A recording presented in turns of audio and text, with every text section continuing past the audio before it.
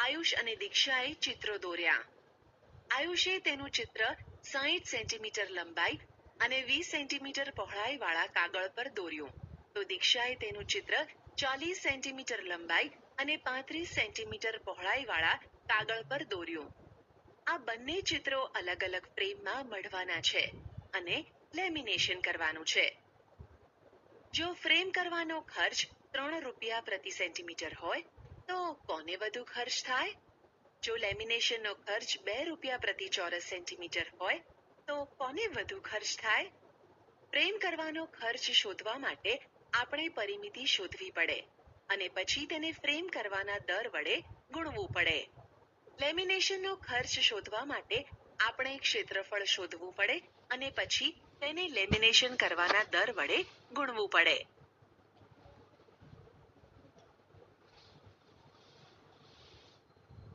નીચેના પ્રશ્નોના જવાબ શોધવા માટે તમારે શું શોધવું પડે? પરિમિતિ કે ક્ષેત્રફળ? એ. વર્ગમાંનું કાળું પાટિયું કેટલી જગ્યા રોકે છે? 2. ફૂલોના લંબચોરસ ક્યારાને ફરતેથી બંધ કરવા માટે કેટલી લંબાઈનો તાર જોઈશે? 3. એક ત્રિકોણાકાર બાગને ફરતે 2 વાર આંટા મારવાથી તમે કેટલું અંતર કાપશો? 4. એક લંબચોરસ તરણકુંડને ઢાંકવા માટે તમારે કેટલી પ્લાસ્ટિકની શીટ જોઈશે? શું તમને યાદ છે? નિયમિત બહુકોણની પરિમિતિ બરાબર બાજુની સંખ્યા ગુણ્યા એક બાજુની લંબાઈ. ચોરસની પરિમિતિ બરાબર 4 ગુણ્યા બાજુની લંબાઈ. લંબચોરસની પરિમિતિ બરાબર 2 ગુણ્યા L વત્તા B. લંબચોરસનું ક્ષેત્રફળ બરાબર L ગુણ્યા B. ચોરસનું ક્ષેત્રફળ બરાબર બાજુ ગુણ્યા બાજુ.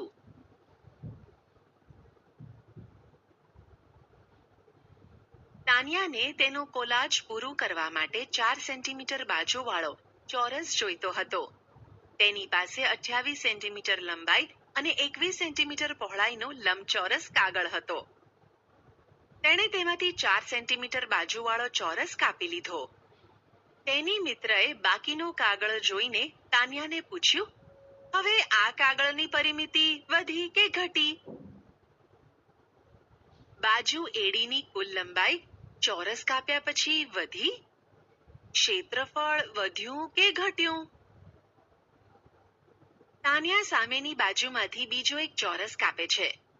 બાકીના કાગળની પરિમિતિ હજુ વધારે વધશે? ક્ષેત્રફળ હજુ વધશે કે ઘટશે? તો આ પરથી આપણે શું અનુમાન કરી શકીએ? અહીં સ્પષ્ટ છે કે પરિમિતિમાં વધારો થવાથી ક્ષેત્રફળમાં વધારો થવો જરૂરી નથી.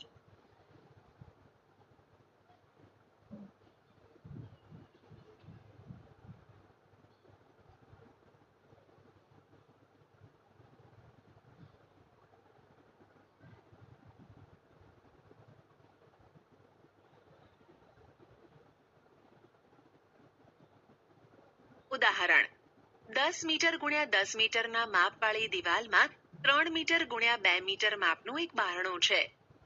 એક ચોરસ મીટરના 2.5 રૂપિયા પ્રમાણે દિવાલને રંગવાનો ખર્ચ શોધો. ઉકેલ. બારણાના ક્ષેત્રફળને બાદ કરતા બાકીની દિવાલને રંગ કરવાનો છે. બારણાનું ક્ષેત્રફળ બરાબર L ગુણ્યા B બરાબર 3 ગુણ્યા 2 ચોરસ મીટર બરાબર 6 ચોરસ મીટર. બારણા સહિત દિવાલ ક્ષેત્રફળ બરાબર બાજુ ગુણ્યા બાજુ બરાબર 10 ગુણ્યા 10 ચોરસ મીટર બરાબર 100 ચોરસ મીટર. માટે બારણા સિવાયની દિવાલનું ક્ષેત્રફળ બરાબર 100 બાદ 6 ચોરસ મીટર બરાબર 94 ચોરસ મીટર. માટે દિવાલને રંગ કરવાનો મજૂરી ખર્ચ બરાબર 2.5 ગુણ્યા 94 બરાબર 235 રૂપિયા.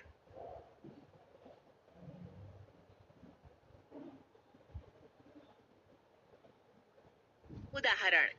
એક લંબચોરસ કાગળનું ક્ષેત્રફળ 500 ચોરસ સેન્ટીમીટર છે. જો તેની લંબાઈ 25 સેન્ટીમીટર હોય તો તેની પહોળાઈ કેટલી હશે? તે કાગળની પરિમિતિ પણ શોધો. ઉકેલ. લંબચોરસ કાગળનું ક્ષેત્રફળ બરાબર 500 ચોરસ સેન્ટીમીટર. લંબાઈ L બરાબર 25 સેન્ટીમીટર. લંબચોરસનું ક્ષેત્રફળ બરાબર L ગુણ્યા B, જ્યાં બી બરાબર કાગળની પહોળાઈ. આથી પહોળાઈ બી બરાબર ક્ષેત્રફળ અપોન એલ બરાબર 500/25 બરાબર 20 સેન્ટીમીટર. કાગળની પરિમિતિ બરાબર 2 into L plus B is equal to 2 into 25 plus 20 is equal to 90 centimetre. આથી લંબચોરસ કાગળની પહોળાઈ 20 સેન્ટીમીટર અને તેની પરિમિતિ 90 સેન્ટીમીટર છે.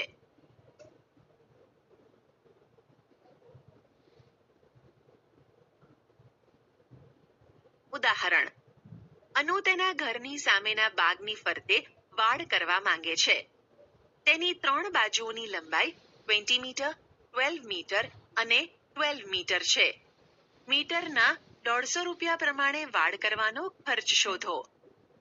ઉકેલ: વાડની લંબાઈ બાગની પરિમિતિ એક બાજુ સિવાયની જેટલી થાય, જે 20 metre plus 12 metre plus 12 metre is equal to 44 metre છે. વાડ કરવાનો ખર્ચ બરાબર 44 into 150 રૂપિયા is equal to 6,600 રૂપિયા.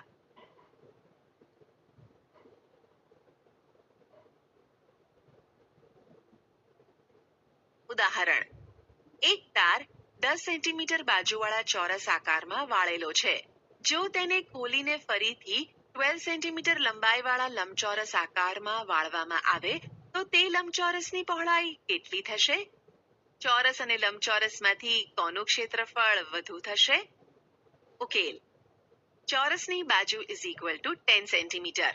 તારની લંબાઈ ઇઝ ઇક્વલ ટુ ચોરસની પરિમિતિ is equal to 4 into 10 is equal to 40 centimetre.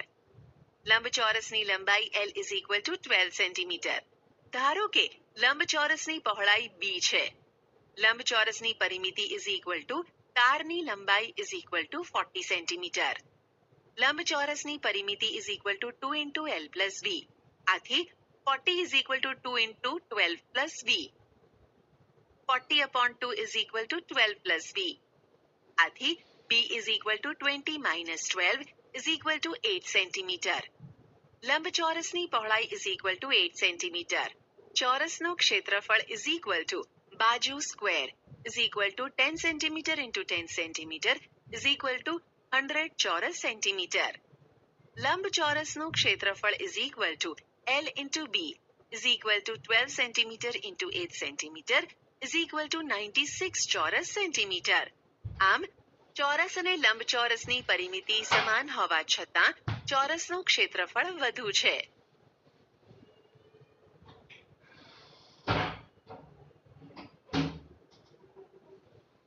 ઉદાહરણ: એક ચોરસ અને એક લંબચોરસના ક્ષેત્રફળ સમાન છે.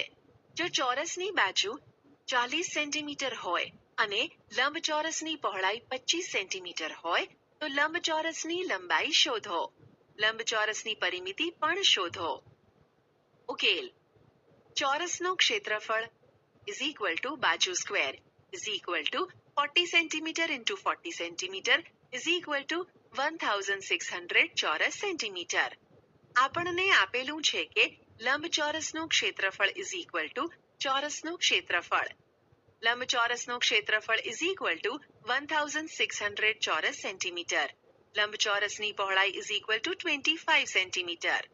લંબચોરસનું ક્ષેત્રફળ is equal to L into B માટે 1600 is equal to L into 25 માટે 1600/25 ઇઝ ઇક્વલ ટુ L માટે L is equal to 64 centimetre. આથી લંબચોરસની લંબાઈ 64 સેન્ટીમીટર છે.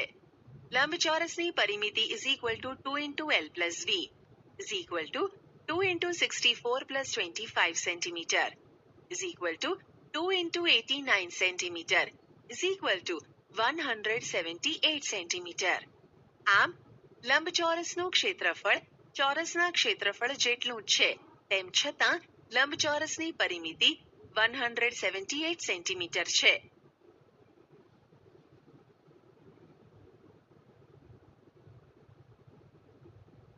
ઉદાહરણ: જમીનના લંબચોરસ ભાગની લંબાઈ અને પહોળાઈ અનુક્રમે 500 મીટર અને 300 મીટર છે. 1. તેનું ક્ષેત્રફળ શોધો. 2. એક ચોરસ મીટર જમીનની કિંમત રૂપિયા 10,000 હોય તો તેની કિંમત શોધો.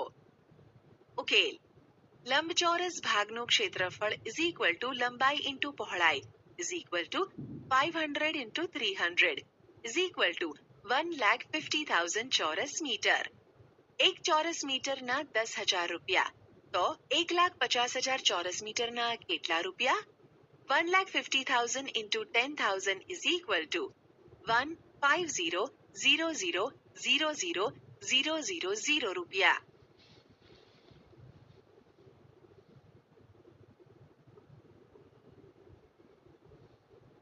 ઉદાહરણ જેનું ક્ષેત્રફળ 440 ચોરસ મીટર છે અને લંબાઈ 22 મીટર છે તેવા જમીનના લંબચોરસ પ્લોટની પહોળાઈ શોધો.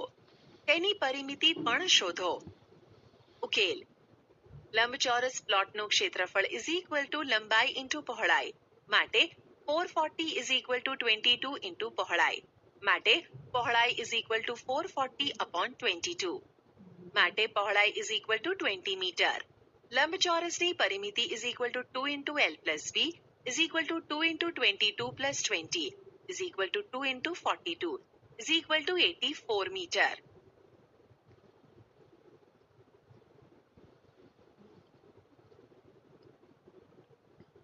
ઉદાહરણ એક ચોરસ બાગ અને એક લંબચોરસ બાગના ક્ષેત્રફળ સરખા છે. જો ચોરસ બાગની બાજુનું માપ 60 મીટર હોય અને લંબચોરસ બાગની લંબાઈ 90 મીટર હોય તો લંબચોરસ બાગની પહોળાઈ શોધો. ઉકેલ ચોરસ બાગનું ક્ષેત્રફળ ઇઝ ઇક્વલ ટુ લંબાઈ ઇન્ટુ લંબાઈ is equal two 60 into 60 is equal to 3,600 ચોરસ મીટર. લંબચોરસનું ક્ષેત્રફળ ઇઝ ઇક્વલ ટુ ચોરસનું ક્ષેત્રફળ માટે લંબાઈ ઇન્ટુ પહોળાઈ ઇઝ ઇક્વલ ટુ 3,600 માટે 90 ઇન્ટુ પહોળાઈ ઇઝ ઇક્વલ ટુ 3,600 માટે પહોળાઈ is equal to 3,600 upon 90 is equal to 40 metre. આમ લંબચોરસ બાગની પહોળાઈ 40 મીટર છે.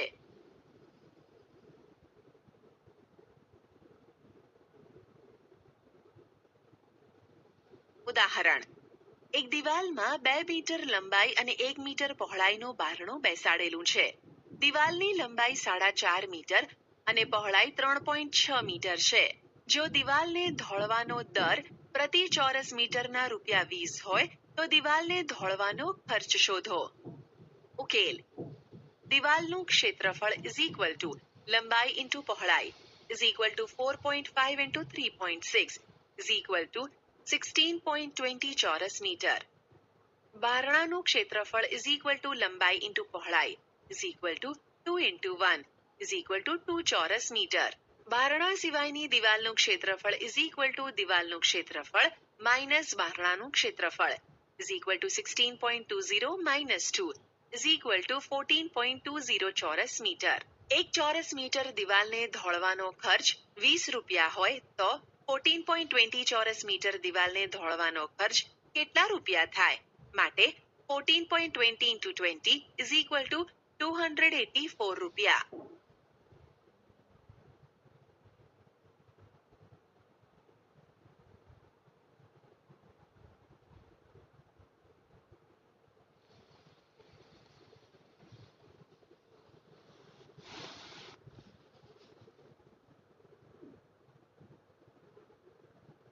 લંબચોરસના ભાગ તરીકે ત્રિકોણ. એક લંબચોરસ લો જેની બાજુઓના માપ 8 સેન્ટીમીટર અને 5 સેન્ટીમીટર છે. તેને તેના વિકર્ણ પરથી કાપીને બે ત્રિકોણો મેળવો. એક ત્રિકોણને બીજા ત્રિકોણ પર ગોઠવો.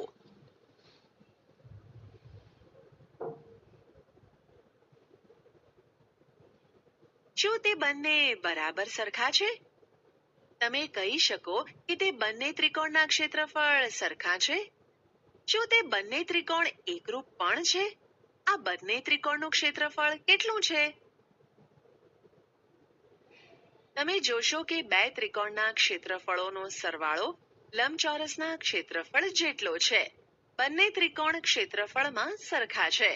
દરેક ત્રિકોણનું ક્ષેત્રફળ ઇઝ ઇક્વલ ટુ 1/2 ઇન્ટુ લંબચોરસનું ક્ષેત્રફળ is equal two 1/2 into L into B is equal to 1/2 into 8 into 5 is equal to 40/2 is equal to 20 ચોરસ સેન્ટીમીટર.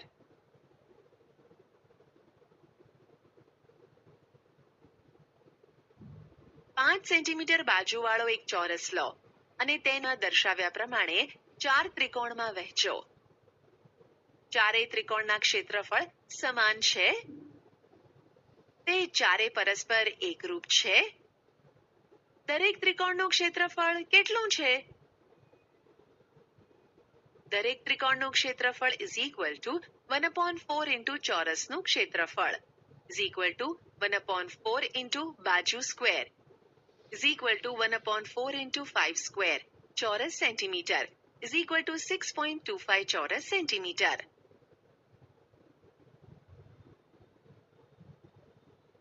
લંબચોરસના અન્ય એકરૂપ ભાગોનું સામાન્યીકરણ. 6 સેન્ટીમીટર લંબાઈ અને 4 સેન્ટીમીટર પહોળાઈના એક લંબચોરસને આકૃતિમાં દર્શાવ્યા પ્રમાણે બે ભાગમાં વહેંચવામાં આવેલ છે. આ લંબચોરસની નકલ બીજા કાગળ પર કરો અને તેને EF ઉપરથી કાપીને બે ટુકડા કરો. એક ટુકડાને બીજા ઉપર ગોઠવો અને જુઓ કે બંધ બેસતા આવે છે કે નહીં. તમારે એને પરિભ્રમણ કરાવવું પડે. શું બંને ભાગ એકરૂપ છે? બંને ભાગ પરસ્પર એકરૂપ છે. આથી એક ભાગનું ક્ષેત્રફળ બીજા ભાગના ક્ષેત્રફળ જેટલું છે. માટે દરેક એકરૂપ ભાગનું ક્ષેત્રફળ is equal to 1/2 into લંબચોરસનું ક્ષેત્રફળ is equal to 1/2 into 6 into 4 ચોરસ સેન્ટીમીટર is equal to 12 ચોરસ સેન્ટીમીટર.